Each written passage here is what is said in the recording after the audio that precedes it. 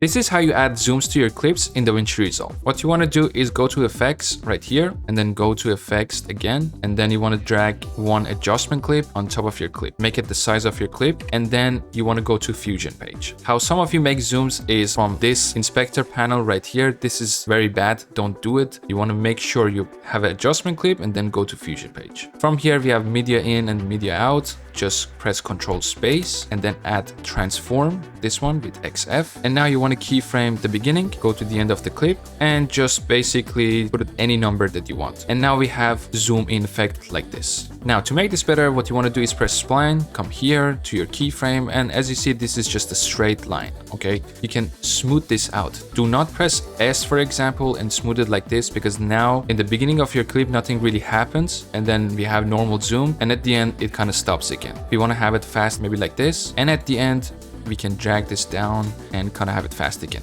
So now on the start, it goes fast, then it goes normally, and at the end, it goes fast again. As you can see, this is our clip with the zoom. It goes fast from the start and then goes kind of slow. And at the end, we're going to go to the next clip. Now, what you can do is just drag, hold Alt and drag this adjustment clip over to your second clip. If it's the same size, if it's not the same size, you got to make it that size and again, adjust your zoom. And now we have two clips with zooms.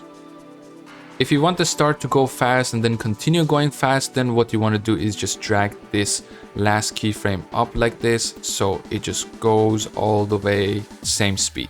So now we have this type of zoom. It goes fast and at the end it stops. I don't suggest this. I think the better zoom is you just drag this down slightly so it goes to the next clip eventually, and make your zooms a bit like higher. So like let's say 1.2 would be good. And now we have the graph like this. Now we have a smooth zoom in effect like this.